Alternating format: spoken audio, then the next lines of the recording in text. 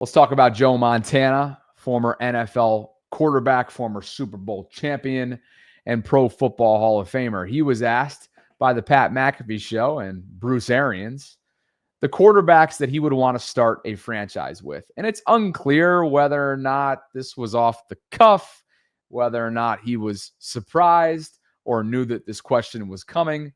But he left a significant player, somebody who, by the way, the players just named, meaning active players across the National Football League, yeah, they just named him for back-to-back seasons, the top overall quarterback in their minds. And I don't know about you, but when it comes to lists, when it comes to rankings, my attention tends to get caught when the players speak. When they speak, I listen. Before I pull up the list, here's Joe Montana on Pat McAfee talking about who he would start a franchise with if he had to today in 2025. General manager, head coach today. Pick the top 3 quarterbacks you want to start your franchise with. And why? I like this. I like this. And not Brock Purdy. You can't take Brock. Boom. Okay, Brock is your number 1 pick. We know that. Yep. So you love Brock Purdy. You love Brock Purdy. Yeah. I'm taking the guy in Buffalo. Okay, Josh Allen. Yeah. All right. Yeah, Josh. The guy that surprised me that I thought would obviously Joe Burrow's another guy I like a lot. Okay. And believe it or not, I like the guy in with the Chargers. Just Herbert. just Herbert. I think they've kind of gone by the wayside there, but I don't know. I just like the way those 3 guys are. BA, how do you feel about his top? I do also like the guy in Philly though. I won't get Jalen Hurts. Okay. Well, Okay. Just won a Super Bowl.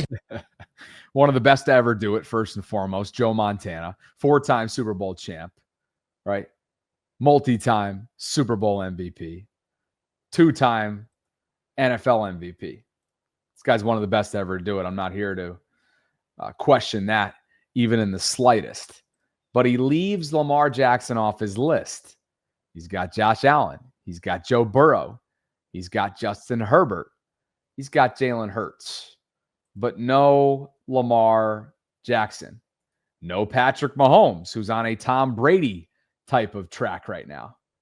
So I think we need to have a conversation because there's a lot of old guard, if you will, old guard members of the football community, whether that be media, whether that be GMs or executives, whether that be former players like Joe Montana himself, who for whatever reason, despite the greatness, despite the winning percentage, despite the accolades, cannot seem to fully wrap their minds around Lamar Jackson. I don't know if that's due to the way that he plays the game stylistically.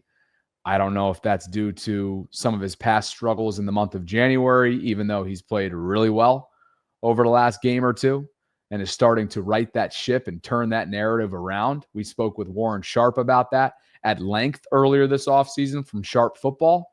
But something is keeping the old guard community from fully leaning in to Lamar Jackson. Josh Allen should absolutely be on this list. Joe Burrow should be on this list. Jalen Hurts, the Super Bowl champ himself, who's played his 2 best games ever in the Super Bowl. One he's lost, one he's won, should be on this list. And while I have a tremendous amount of respect for Justin Herbert, guys, I'm here to tell you, he is barely above a 500 winning percentage quarterback now through 5 years in this league. It's 41-38. That is his career win-loss record as a starter with the Los Angeles Chargers. His 17-game average is 9-8. Okay? I know there's been a fair amount, a significant amount, especially under Brandon Staley, of dysfunction and subpar play around him. And I know that he is extremely gifted. He is a mobile athlete. He's got a cannon for an arm. He is your prototypical quarterback, yet anything but when it comes to his ability on the ground game.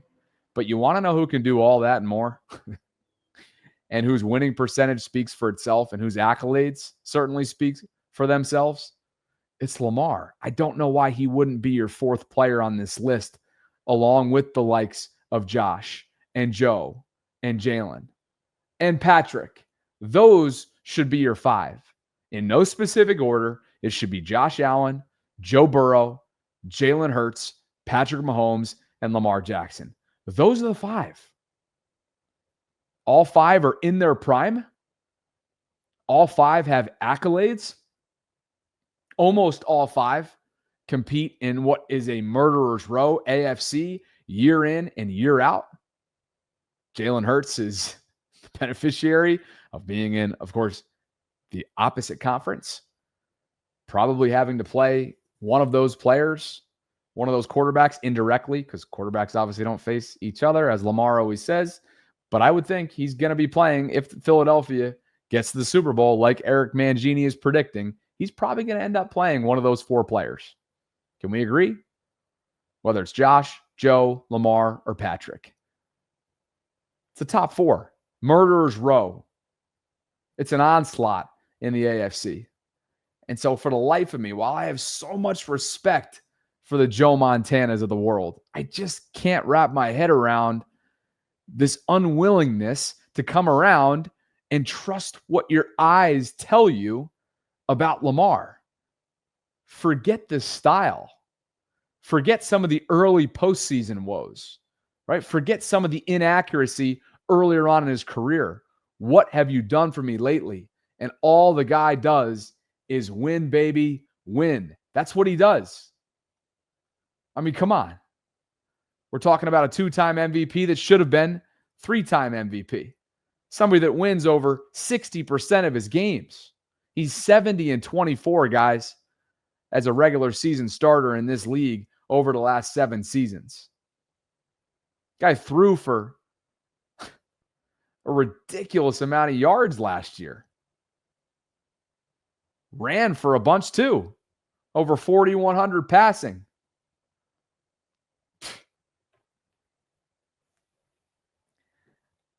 I guess we'll never know. If you haven't came around on the guy yet, I don't think you will be anytime soon. It's probably a fair way of putting it. That is Joe Montana's thoughts. But here's the players' thoughts. And again, this is what I was alluding to a little while ago. When the players speak, man, I'm all ears. And they have spoken. The top 10 for 2025 players across the National Football League. Lamar finds himself at number 2 for the second consecutive season. Saquon Barkley takes over the top spot after an MVP campaign and a Super Bowl championship to go along with it. Josh Allen is your third after MVP.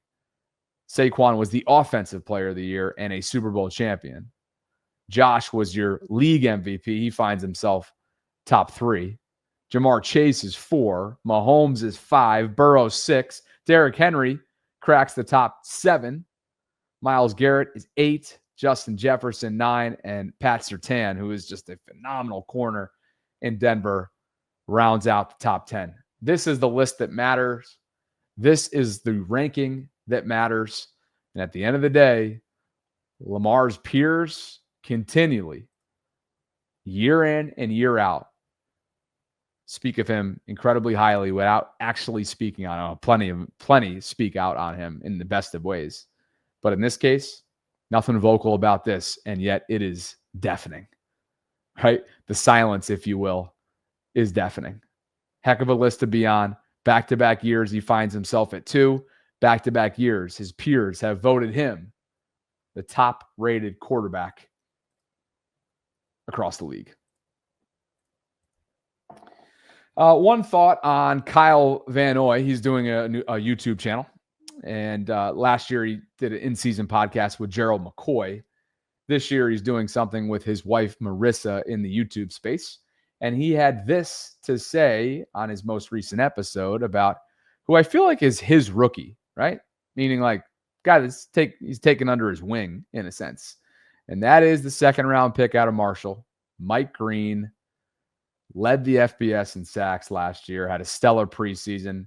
Here's the vet talking about the Rook.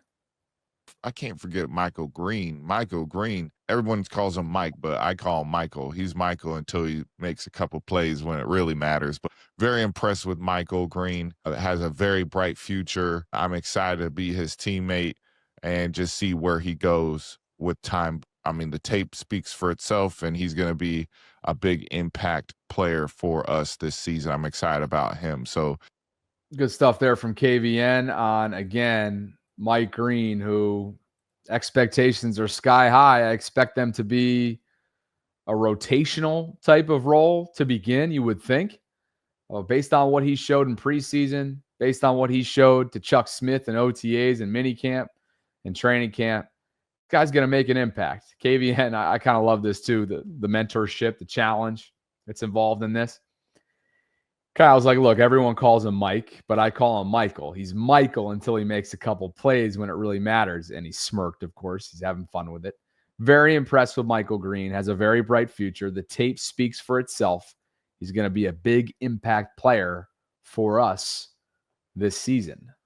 Number 45, one to watch. Man, his bend, his motor, the violent handwork, the way that he has come in and, to use Chuck Smilth, what's on my mind right now? The way that he has come in and diversified his technique, meaning he's skilled up. That's what Chuck Smith says. He is exactly that. And the Ravens will be better for it from a pass rushing standpoint should Mike Green get an opportunity to prove why the Ravens took a flyer on him in the second round. This was a first round, bona fide first round talent. And ultimately, Mike Green lands in Baltimore. Can't wait to see how they utilize him early on in his rookie season.